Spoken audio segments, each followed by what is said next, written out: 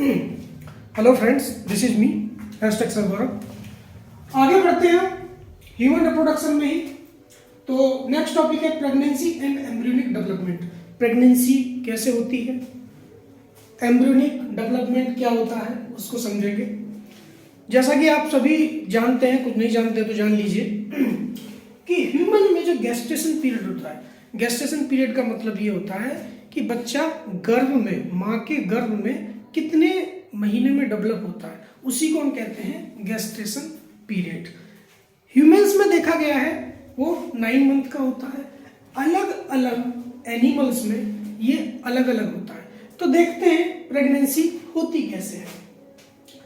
सबसे पहले ध्यान दीजिए, इससे पहले हमने पढ़ा था फर्टिलाइजेशन एंड इम्प्लांटेशन। उसमें क्या हुआ था, फर्टिलाइजेशन में स्पर्म ओवम को फ्यूज करके ओविडक्ट में आगे की तरफ मूव करके, और यूट्रस में क्या हो गया था, इम्प्लांट हो गया था। इम्प्लांट जो हुआ था वो क्या था, ब्लास्टोसिस्ट। उसकी आउटर मेम्ब्रेन से क्या निकले थे, एक आउटर मेम्ब्रेन क्या होती है ब्लास्टोसिस्ट की, ट्रोपोब्लास्ट। उसमें से कुछ फिंगर लाइक प्रोजेक्शंस निकलते हैं जिन्हें हम कहते हैं बिली।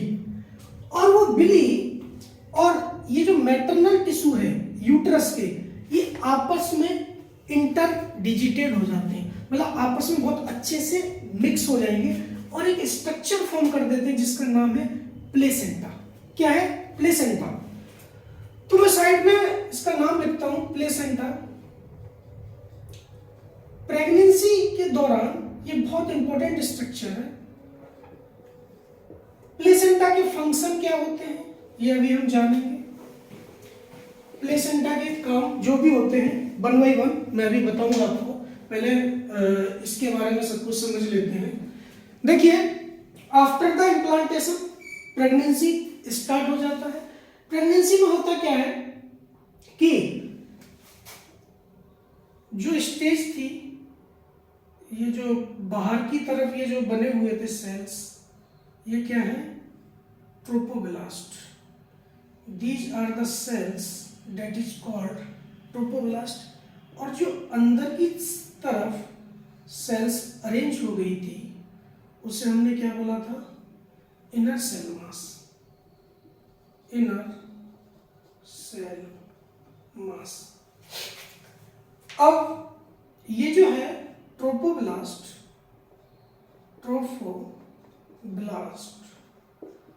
इसी से कुछ फिंगर लाइक प्रोजेक्शन निकले हैं जिसको हमने बोला है बिली।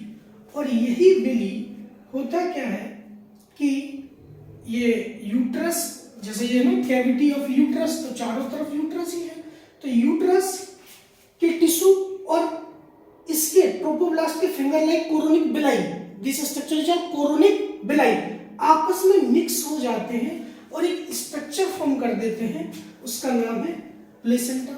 इसके बाद ये जो प्लेसेंटा है ये एक ग्लैंड की तरह काम करता है। ग्लैंड की तरह काम करने का मतलब ये होता है कि ये कुछ हार्मोन रिलीज करता है। और वो कौन कौन से हार्मोन होते हैं, तो प्लेसेंटा से रिलीज होने वाले इंपॉर्टेंट हार्मोन है, सबसे पहला HCG, दूसरा HPL, तीसरा ईस्ट्रोजन और चौथा प्रोजेस्टेरोन। अब आप लोग कहेंगे कि सर ईस्ट्रोजन तो पहले से भी रिलीज होता था। हाँ भाई, बिल्कुल सही बात है, पहले से भी रिलीज होता था, लेकिन वो रिलीज हो रहा था बच्चों ओवरी से। अब ये कौन रिलीज कर रहा है, जो नया स्ट्रक्चर बना है, क्या, प्लेसेंटा, और उससे ये 4 हार्मोन रिलीज हो रहे हैं, HCG, HPL, oestrogen and progesterone. और मैं एक बहुत जरूरी बात यहां पे आपको बताना चाहूंगा, during the pregnancy, during the pregnancy only 3 hormone secrete जो होते हैं, ओनली 3, मतलब होते तो और भी हैं, लेकिन प्रेगनेंसी के दौरान जो रिलीज होते हैं, जो नए हार्मोन है, उनका नाम है HCG, HPL और रिलैक्सिन, ये बहुत इंपॉर्टेंट हार्मोन है रिलैक्सिन। देखिए अब आपके दिमाग में सवाल उठ रहे होंगे कि भाई HCG का क्या काम है, HPL का क्या काम है, रिलैक्सिन का क्या काम है। जैसे ही प्रेगनेंसी कंसीव हो जाती है तो तुरंत प्लेसेंटा बन जाएगा कुछ समय बाद, और प्लेसेंटा के बनते ही प्लेसेंटा किसकी तरह काम करने लगती है, एक ग्लैंड की तरह। और जब कोई भी हमारी बॉडी में जितनी भी ग्लैंड है उनका काम क्या है, हार्मोन सिक्रीट करना। इसका मतलब प्लेसेंटा भी क्या करेगी, हार्मोन सिक्रीट करेगी। ये तो इसका सेकेंडरी फंक्शन है। प्राइमरी फंक्शन में अभी बताऊंगा आपको। प्राइमरी फंक्शन में बता ही देता हूं कि प्लेसेंटा, ये जो डेवलपिंग एम्ब्रियो है, ये फीटस है, ये जो मैंने स्ट्रक्चर दिखाया है, ये गर्भ के अंदर, यूट्रस के अंदर जो बच्चे का डेवलपमेंट हो रहा है, ये वो फीटस है, उसको नरिशमेंट प्रोवाइड करने का काम कौन करता है, प्लेसेंटा। तो प्लेसेंटा का काम क्या है, provide nourishment and oxygen to the embryo। ये पहला काम हो गया। दूसरा काम इसका होता है, मैं इधर लिख देता हूं, जो भी बच्चे का जो डेवलपिंग फीटस का जो भी वेस्ट है, waste material and CO2 from the fetus is drained out। तो प्लेसेंटा का काम क्या हुआ, प्लेसेंटा का काम हुआ बच्चे को नरिशमेंट प्रोवाइड करना, बच्चे को ऑक्सीजन प्रोवाइड करना, और प्लेसेंटा इस एम्ब्रियो से कनेक्टेड होता है एक कॉर्ड के द्वारा, उसी को हम बोलते हैं umbilical cord. This cord name is umbilical cord. ये इंपॉर्टेंट है बच्चों। होता क्या है, जब बच्चे का जन्म होता है तो बच्चा जब 9 मंथ का पूरा हो जाता है, मतलब अपना गेस्टेशन पीरियड जो 9 मंथ का होता है ह्यूमंस के अंदर, वो कंप्लीट कर लेगा, तो बेबी एक्सपेल आउट होगा। Expulsion of baby is called delivery. जब डिलीवरी होती है तो इसी अम्बाइकल कॉर्ड को कट करके इसको टाई कर देते हैं, नॉट से, धागे से अच्छे से बांध देते हैं, और यही बाद में जो अपन लोगों की जो नेवल होती है, नाभि, उसका रूप ले लेती है। ठीक है जी, तो बहुत इंपॉर्टेंट स्ट्रक्चर है। तो प्लेसेंटा किससे कनेक्ट है, अम्बाइकल। प्लेसेंटा किससे कनेक्ट है, एम्ब्रियो से, किसके थ्रू, अम्बाइकल कॉर्ड से। इसका काम क्या है प्लेसेंटा का, to provide the nourishment to the fetus and provide the oxygen to the fetus, and जितना भी वेस्ट मटेरियल है किसका, फीटस का, वो वापस होता है वो भी प्लेसेंटा के जरिए, और CO2 भी जो प्लेसेंटा से बाहर होता है वो भी किसके जरिए, CO2 जो बच्चे का जो कार्बन डाइऑक्साइड जो भी फॉर्म होगा वो बाहर होगा बॉडी से, वो भी किसके जरिए, प्लेसेंटा के जरिए। ठीक है जी। अब यहां पे एक स्ट्रक्चर देख रहे होंगे आप सर्विक्स में। सर्विक्स में क्या होता है, म्यूकस प्लग आ जाता है, म्यूकस प्लग। अब ये क्या होता है, एक्चुअल में जैसे प्रेगनेंसी कंसीव हो जाती है तो वजाइना के ऊपर सर्विक्स होता है, और इस सर्विक्स पे क्या आ जाता है, म्यूकस का प्लग आ जाएगा। और जैसे म्यूकस का प्लग आ गया तो क्या होता है, इसमें कोई भी बाहर से एंट्री नहीं हो सकती। ये नेचर की बनाई हुई बड़ी बेहतरीन चीजें हैं कि भाई मान लो प्रेगनेंसी कंसीव हो गया, बच्चे को कोई ना कोई इन्फेक्शन ना लग जाए। दूसरा ये होता है कभी कभी प्रेगनेंसी के बाद भी लोग सेक्सुअल इंटरकोर्स करते रहते हैं, करना भी चाहिए, कोई उसमें हर्ज भी नहीं है, बस पोजीशन का ध्यान रहे, फीमेल को किसी तरीके का कोई ऑब्जेक्शन ना हो। तो उस दौरान होता क्या है कि, और हाँ इस मुद्दे पे एक बात और मेरे को कहनी है कि बहुत सारे बच्चों का, बहुत सारे कपल्स का एक बहुत महत्वपूर्ण क्वेश्चन होता है कि प्रेगनेंसी के दौरान क्या हम सेक्स कर सकते हैं। यस बिल्कुल, व्हाई नॉट, क्यों नहीं, सेक्स कर सकते हैं, लेकिन हमेशा फीमेल की पोजीशन और ध्यान रखना है कि इसके स्टमक या बेबी बॉम पे किसी तरीके का कोई प्रेशर ना रहे। इजीली आप कर सकते हैं, लेकिन इस चीज में दोनों की सहमति बहुत जरूरी है। तो ये प्लग इसलिए आया कि कोइटस के दौरान कोई भी इंफेक्शन इस बच्चे तक न पहुंच जाए, इसलिए यहाँ पे ये ब्लॉक कर देता है। क्लियर है जी? अब ध्यान दीजिए, अब बात चल रही है during the pregnancy only 3 hormones are secreted by the placenta. कौन कौन से थे? एचसीजी, एचपीएल और रिलैक्सिन। एचसीजी का काम क्या होता है? एचसीजी लगातार इम्प्लांटेशन में हेल्प करती है, क्योंकि ये प्रोजेस्टेरोन हार्मोन के फॉर्मेशन में एचसीजी हेल्प करता है। एचपीएल भी प्रेगनेंसी को सपोर्ट करता है, और रिलैक्सिन, ये याद रखना है, बहुत इंपॉर्टेंट हार्मोन है। रिलैक्सिन क्या होता है? Later phase of the pregnancy, pregnancy के आखिर की अवस्था में ये रिलीज होता है, और इसका काम ये होता है जब नेचुरल डिलीवरी होती है किसी फीमेल की, तो ये हार्मोन की फीमेल की मसल को रिलैक्स करता है। प्यूबिस सिम्फाइसिस, फीमेल की जो वटक की बोन होती है, 2 प्यूबिस बोन, उसमें थोड़ा सा गैप करता है और सर्विक्स को डायलेट करता है। ये जो एरिया है ना सर्विक्स, इसको थोड़ा सा फैला देता है, जिससे बच्चे की डिलीवरी आसान हो जाए। तो ये तीनों हार्मोन बहुत इंपॉर्टेंट है, और मैं बार बार फिर से बोलूंगा, ये 3 हार्मोन वो है जो सिर्फ प्रेगनेंसी के दौरान रिलीज होते हैं, अदरवाइज फीमेल में रिलीज नहीं होते हैं। वो है एचसीजी, एचपीएल और रिलैक्सिन। चलिए आगे बढ़ते हैं। आगे आगे आगे आगे आगे क्या है? ठीक है, हमने बताया ये प्लेसेंटा बन गया, प्लेसेंटा से 4 हार्मोन रिलीज हो रहे हैं। ठीक है, प्लेसेंटा का काम मैंने बता दिया, और ड्यूरिंग दी प्रेगनेंसी जो मेन हार्मोन थे वो भी बात हो गई, म्यूकस प्लग पे भी बात हो गई। अब बात करते हैं कि जो एम्ब्रियोनिक डेवलपमेंट हो रहा है वो कैसे हो रहा है। एक चीज और, फीमेल के अंदर कई सारे हार्मोन्स का लेवल बढ़ जाता है, वो कौन कौन से हैं? तो एक है कॉर्टिसोल, ईस्ट्रोजन, प्रोजेस्ट्रॉन, थायरोक्सिन, और कौन सा है? कॉर्टिसोल हो गया, ईस्ट्रोजन हो गया, प्रोजेस्ट्रॉन हो गया, और थायरोक्सिन हो गया। एक और होता है पीआरएल, प्रोलैक्टिन हार्मोन। ये फीमेल की मेमोरी ग्लैंड को डेवलप करता है, मिल्क प्रोडक्शन में भी हेल्प करता है। थायरोक्सिन मेटाबॉलिज्म का काम करता है। प्रोजेस्ट्रॉन फीमेल का जो ये बेबी का डेवलपमेंट है उसको सपोर्ट प्रोवाइड करता है। सेम काम ईस्ट्रोजन का है, और कॉर्टिसोल भी सेल डिवीजन एटसेट्रा बहुत सारे काम इसके भी होते हैं। अब सवाल उठता है कि इन हार्मोन का लेवल बढ़ा क्यों, कई सारे फोल्ड्स में बढ़ा क्यों?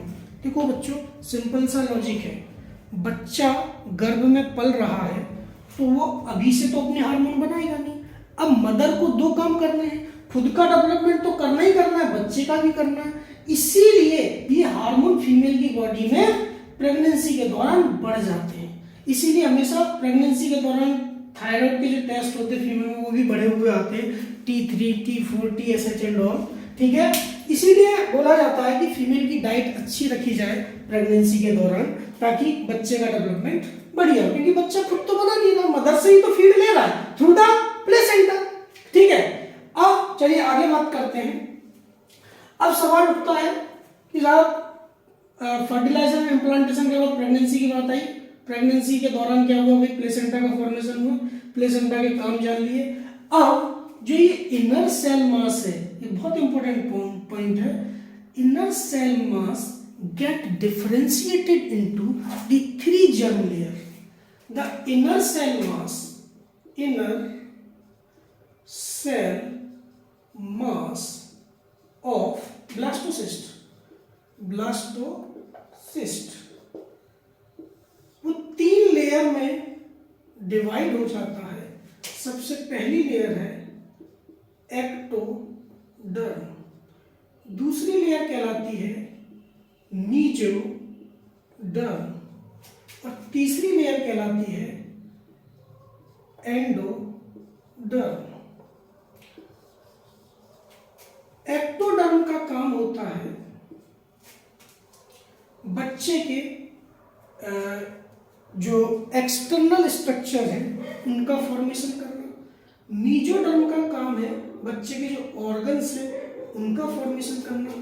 एंडोडर्म का काम है जो बच्चे के इंटरनल ऑर्गन्स है उनका फॉर्मेशन करना, जैसे कि डाइजेस्टिव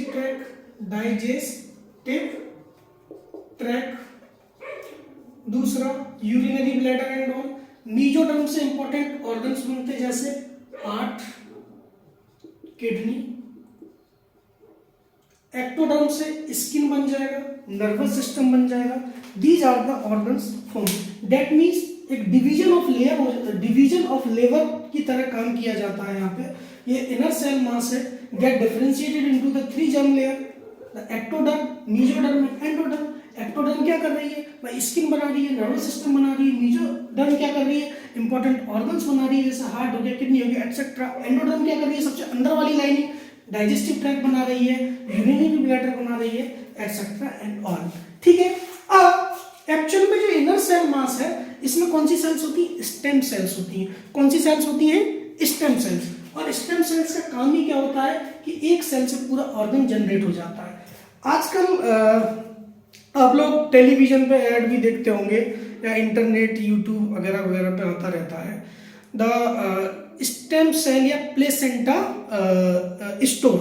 एक्चुअल में होता क्या, जब बच्चे का जन्म हो जाता है तो उसके बाद फीमेल के अंदर से जो प्लेसेंटा होता है वो बाहर निकलता है और अम्बिलिकल कॉर्ड बाहर निकलता है। उसमें बहुत सारी स्टेम सेल्स होती हैं। एक्चुअल में कुछ ने तो ऑर्गन बना दिया, जितना काम था कुछ रह गई, तो वो बची हुई सेल से पूरा होल ऑर्गन तैयार किया जा सकता है। एक्चुअल में रिसर्च अभी भी चल रही है, ऑनगोइंग। भविष्य में कभी बच्चे को कोई दिक्कत आई, उसका कोई ऑर्गन फेलियर होता है या कुछ, तो उसी के उस स्टेम सेल से ही पूरा ऑर्गन बनाया जा सकता है लेबोरेटरी के अंदर, और वही उसमें इम्प्लांट करा जा सकता है। आज की डेट में क्या होता है, किसी को अगर ऑर्गन कोई दिक्कत कर गया, किसी का किडनी फेल हो गया तो डोनर से चाहिए। अब वो भी पूरी 100% मैच नहीं होती है, तो ऑर्गन रिजेक्शन की संभावना बहुत ज़्यादा बढ़ जाती है। तो इसको अवॉइड करने के लिए मेडिकल फील्ड में, मेडिकल साइंस में बहुत सारे रिवोल्यूशंस आ रहे हैं, तो बहुत से लोग करा रहे हैं। इसका लगभग नियर अबाउट जो रेंट होता है, जो बायोटेक्नोलॉजी के अंदर जो कंपनियां काम करती हैं, जैसे ही बच्चे का जन्म होगा आप उन्हें कॉल कर देंगे तो वो प्लेसेंटा को स्टोर कर लेंगे आपके नाम और आईडी से। इन केस फ्यूचर आपको कोई जरूरत पड़ती है स्टेम सेल्स की, वो आपको प्रोवाइड कर देंगे। इस तरीके के प्रिजर्वेशन को हम कहते हैं क्रायो प्रिजर्वेशन। क्या कहते हैं, क्रायो प्रिजर्वेशन। क्रायो प्रिजर्वेशन, ठीक है जी। चलिए, तो स्टेम सेल्स का सिंपल सा डेफिनेशन है, आप लिख सकते हैं, to generate a whole organ from single cell. ठीक है जी। अब आगे हम बढ़ते हैं embryonic development.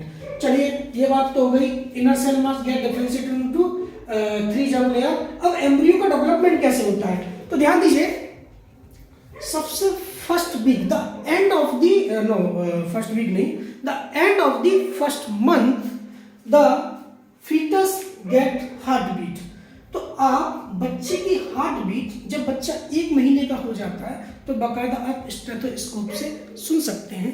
And by the end of the second month, तो मैं कहाँ लिखूं, मैं ये इरेज करके यही लिख दे रहा हूं।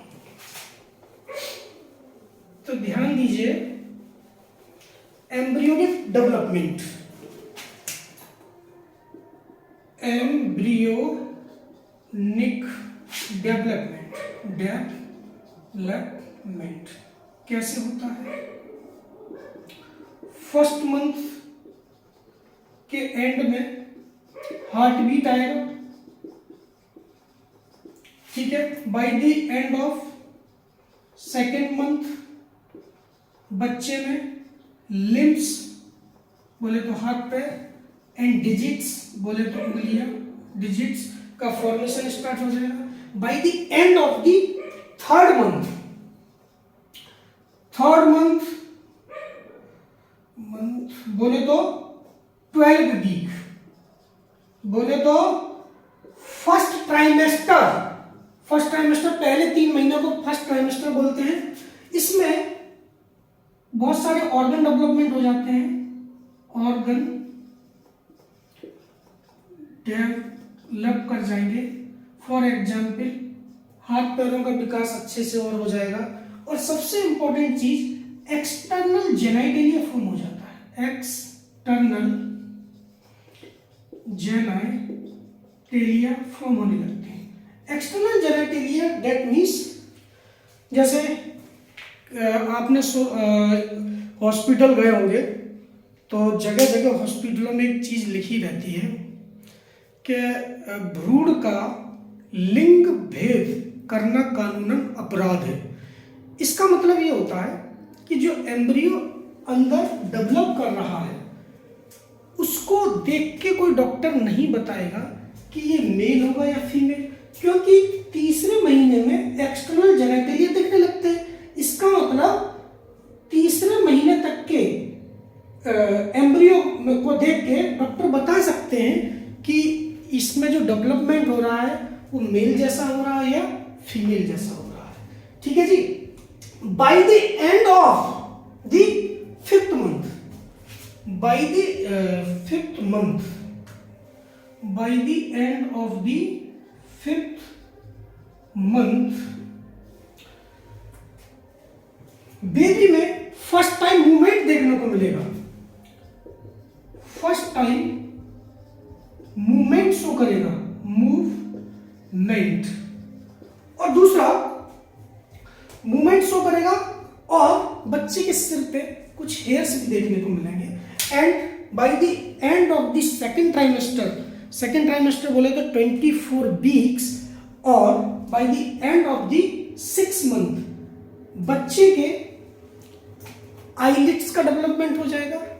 Eyelids and eyelashes boy, eyelids, ठीक है। और बॉडी पे कुछ फाइन हेयर्स आ जाएंगे। और साथ ही साथ by the end of the 9 month, 9 month के एंड में baby is ready to deliver the outside world. तो 9 मंथ पूरे होने पे बच्चा बाहर आने को बिल्कुल तैयार रहता है। ठीक है, तैयार क्या रहता है, बेताब रहता है, क्योंकि उसे अंदर की दुनिया बड़ी धुंधली नजर आती है। वो भी बाहर आके देखना चाहता है कि क्या होता है भाई।